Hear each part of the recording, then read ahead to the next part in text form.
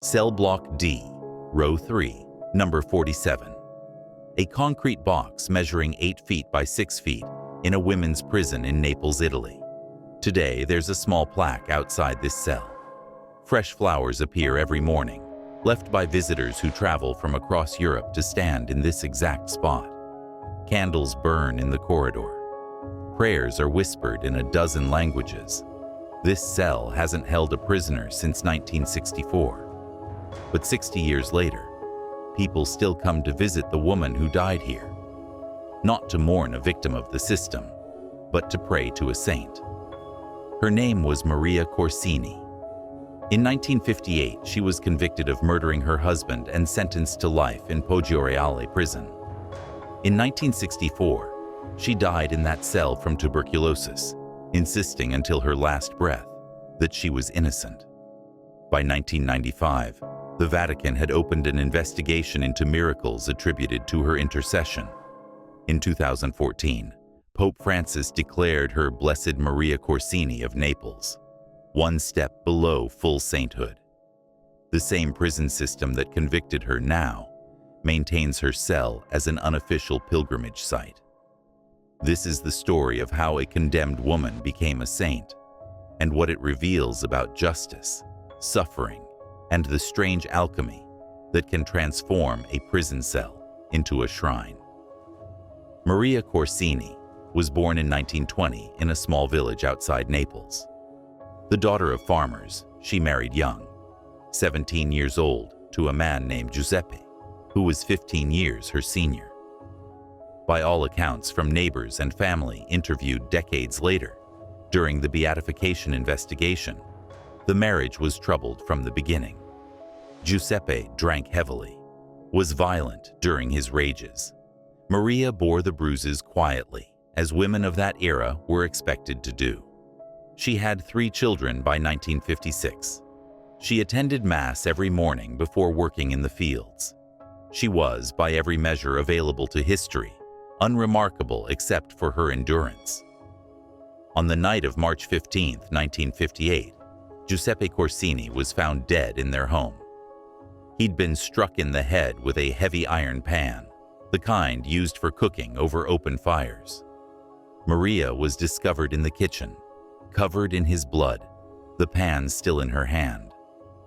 She told the police who arrived that he'd been beating her, that she'd grabbed the nearest object to defend herself, that she'd hit him once, and he'd fallen, and she didn't mean to kill him. The police arrested her for murder. In 1958 Italy, a woman's word about domestic violence carried little weight, especially when the man was dead and couldn't defend himself. The trial lasted 3 days. The prosecutor argued that Maria had murdered her husband for his small life insurance policy, that the violence she described was exaggerated to gain sympathy, that a devoted Catholic woman, as Maria claimed to be, would have left the marriage rather than commit murder. Maria's defense attorney, appointed by the court because she couldn't afford to hire one, barely mounted a defense. He called no witnesses, presented no evidence of Giuseppe's history of violence, simply argued that Maria's character as a church-going mother should be considered during sentencing. The jury deliberated for 6 hours, guilty of voluntary manslaughter. The judge sentenced her to life in prison. Maria's 3 children, aged 7, 5, and 2, were sent to live with Giuseppe's brother and his wife. Maria was transported to Poggioreale Prison on April 2, 1958. She would never leave. Poggioreale was a women's prison, built in the 1920s, designed to house 200 inmates, but overcrowded with nearly 400 by the late 1950s. Conditions were documented in a 1960 Italian parliamentary investigation as medieval. Cells built for 1 woman held 3. Tuberculosis was endemic. The disease that would eventually kill Maria spread through the facility unchecked.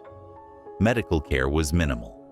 Prisoners worked in prison factories making textiles, paid wages so small they could barely afford soap. But it was in this environment that something unexpected began to happen. Maria Corsini started to develop a reputation for something that transcended the boundaries of her conviction. Other inmates noticed it first. Maria would give away her food to women who were hungry, keeping barely enough to survive herself. She volunteered for the hardest work assignments in the prison laundry, the jobs other women avoided because they destroyed hands and backs.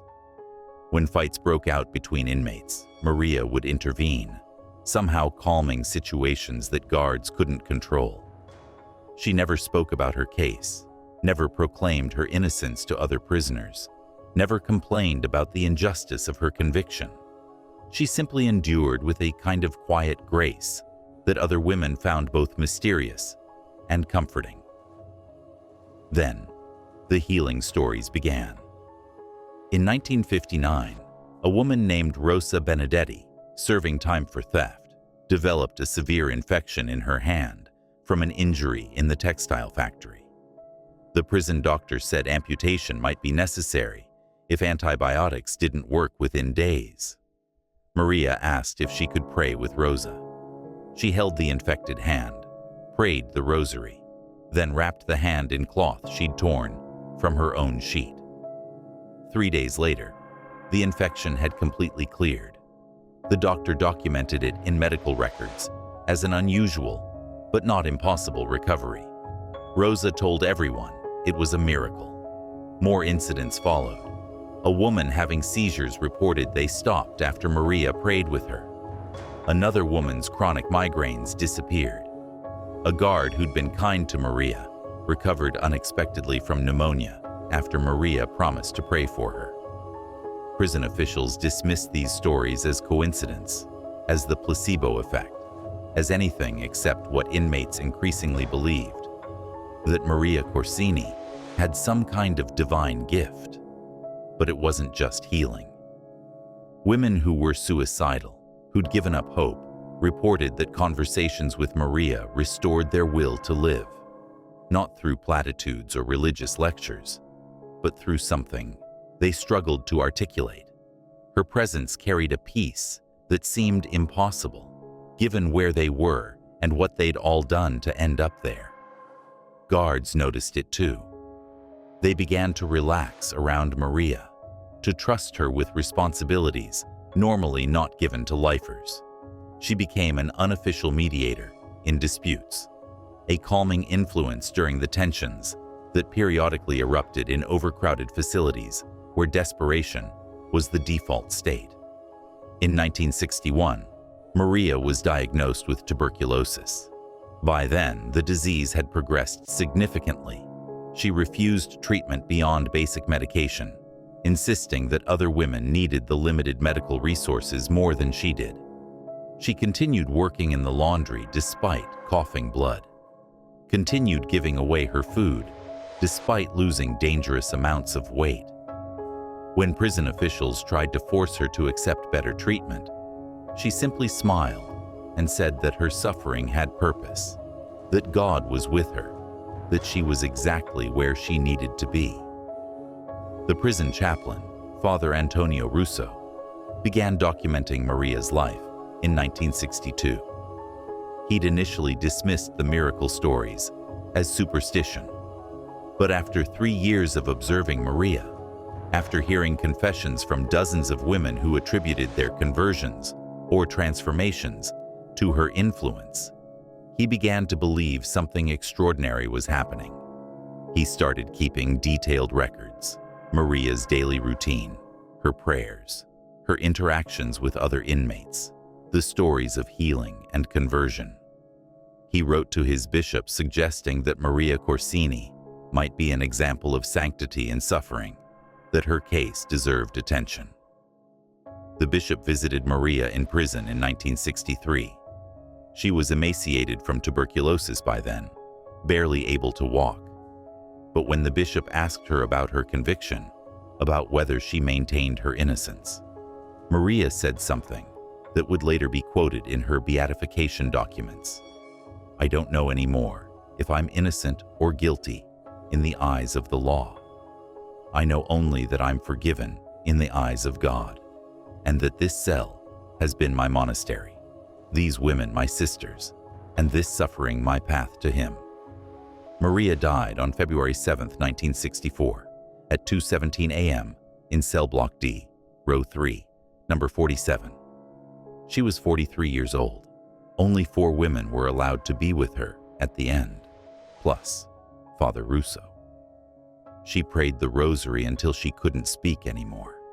Then she closed her eyes, and according to witnesses, seemed to glow with a light they couldn't explain as merely the lamp in the corridor. She stopped breathing with a smile on her face. The women who were with her reported that the cell filled with the scent of roses, even though it was February and no flowers were anywhere near the prison. Guards who'd known Maria wept openly at her death. Inmates held an unauthorized vigil that the warden allowed to continue, unprecedented in the prison's history. Within days of her death, reports of miracles accelerated. A woman who'd been blind in one eye since childhood claimed her vision was restored after praying at Maria's cell. A guard's daughter, dying of leukemia, allegedly recovered after the family prayed to Maria for intercession. These stories spread beyond the prison. Families of inmates began writing to Father Russo, describing miracles they attributed to Maria Corsini's prayers from beyond death. But the story takes a darker turn when we examine what happened with Maria's conviction. In 1972, Giuseppe's brother, the man who'd raised Maria's children after her imprisonment, was arrested for assault. During his interrogation, he confessed to something unexpected. He admitted that on the night of March 15, 1958, he'd been at Maria and Giuseppe's house. He'd gotten into an argument with Giuseppe over money Giuseppe owed him. The argument became physical. He'd pushed Giuseppe, who'd fallen and struck his head on the iron pan Maria had been using to cook dinner. He panicked and ran, leaving Maria to discover Giuseppe's body. Maria had found Giuseppe unconscious, but breathing. She'd tried to wake him, had gotten his blood on her hands and clothes in the attempt. When police arrived and saw her covered in blood holding the pan, they'd assumed she'd struck him. Maria had tried to explain what happened, but in the chaos and her own shock, her story didn't make sense. Her defense attorney had been incompetent or indifferent. Giuseppe's brother had said nothing, letting his sister-in-law go to prison for his crime. He'd raised her children, taken the insurance money, lived with his guilt for 14 years before it finally broke him. By the time this confession emerged, Maria had been dead for 8 years. The Italian courts posthumously overturned her conviction in 1973. She was declared innocent. But Maria never lived to hear it. She died a convicted murderer, maintaining only that God knew her heart, and that was sufficient. The revelation of her innocence transformed her story from inspiring to heartbreaking to something more complex. Here was a woman who'd been imprisoned for a crime she didn't commit, who'd suffered not just incarceration, but a fatal disease contracted in prison, who'd had her children taken from her, who'd lost everything, and her response had been to become a source of healing and hope for others who suffered. She hadn't become bitter, hadn't proclaimed her innocence loudly, hadn't demanded justice. She'd simply lived with such grace under such unjust circumstances that people believed they were witnessing sanctity.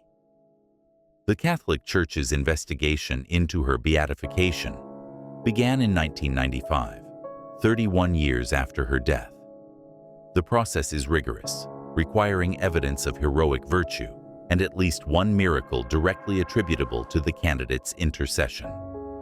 The investigators examined hundreds of testimonies, medical records of unexplained healings, documentation of Maria's life in prison. The tuberculosis that killed her was found to have been preventable if she'd accepted treatment, leading some to argue her death was essentially martyrdom by self-sacrifice. The miracle that led to her beatification involved a woman named Giulia Moroni. In 2008, Giulia was diagnosed with terminal pancreatic cancer. Doctors gave her 3 months to live. Giulia's mother had been an inmate at Poggioreale in the 1960s and had known Maria Corsini. She began praying to Maria for her daughter's healing. According to medical documentation submitted to the Vatican, Giulia's cancer disappeared within 6 weeks. Multiple doctors examined her, found no trace of the disease, could offer no medical explanation. The Vatican's medical board reviewed the case and declared it medically inexplicable. The theological board declared it a miracle attributable to Maria Corsini's intercession. On March 15, 2014, exactly 56 years after Giuseppe's death, Pope Francis declared Maria Corsini blessed, one step below full sainthood. The ceremony was held not in Rome, but in Naples, near Poggioreale Prison. Thousands attended. Several women who'd served time with Maria were present, elderly now, weeping as the Pope spoke about how suffering could be transformed into grace, how the wrongly condemned could become sources of salvation for others. Poggioreale Prison still operates, though it's scheduled for closure and replacement with a modern facility. But cell block D, row 3, number 47 has been preserved. The warden allows visitors by appointment. Pilgrims come from across Europe to pray in the cell where Maria died. They leave flowers, candles, letters asking for her intercession. Former inmates return to thank her for inspiration that helped them survive their own sentences. The cell that was meant to punish a murderer became a place of pilgrimage because the woman who died there transformed her suffering into something holy. But this story raises uncomfortable questions that the Vatican's investigation didn't fully address. Maria Corsini was innocent. The justice system failed her catastrophically. She died of a disease she contracted in a prison she never should have been in. Her children grew up without her because of a wrongful conviction. The man who actually caused Giuseppe's death lived free for 14 years, while Maria wasted away in a cell. Is it a miracle that she responded to this injustice with grace rather than rage? Or is it a tragedy that she had to?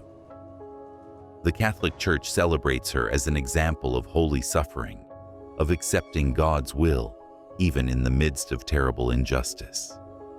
But should her suffering have been necessary? Should we celebrate her sanctity while ignoring the system that created the conditions for that particular form of sanctity to emerge?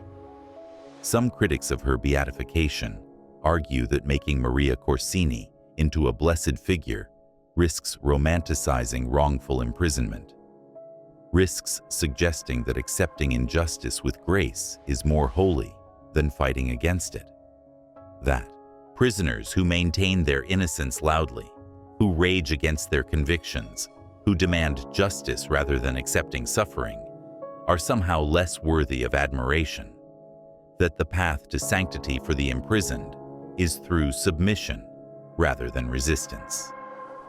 Others argue that Maria's story is powerful precisely because she maintained her humanity in conditions designed to destroy it, that her innocence or guilt was less important than her response to suffering, that she didn't accept injustice so much as transcend it, finding meaning in circumstances she couldn't change, that her sainthood isn't about celebrating wrongful imprisonment, but about recognizing that even in the worst circumstances, humans can choose how they respond to their suffering. What's undeniable is that Maria Corsini transformed a prison cell into a monastery, transformed fellow inmates into a community, transformed suffering into something that inspired rather than destroyed. Whether that transformation was miraculous or simply profoundly human is perhaps less important than the fact that it happened at all. That a woman the justice system threw away became someone thousands now pray to. That a cell meant to contain a killer became a shrine that attracts pilgrims. Today, there are efforts to advance Maria's cause to full sainthood, which would require a second miracle.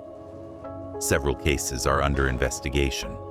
Meanwhile, her cell at Poggioreale continues to attract visitors. Guards who work there report feeling peace in that cell block. Former inmates describe the cell as the one place in the prison where they could feel hope. Whether that's divine presence or the power of belief, or simply the human need to find meaning in suffering, it's real to those who experience it. If you want to explore more stories about how prisons become places of transformation, how the condemned find redemption, and how justice systems grapple with their failures, subscribe to Prison Diaries. Because Maria Corsini's story reminds us that sanctity can emerge from the most unlikely places, that justice is more complicated than verdicts, and that the condemned can sometimes teach us more about grace than the free ever could.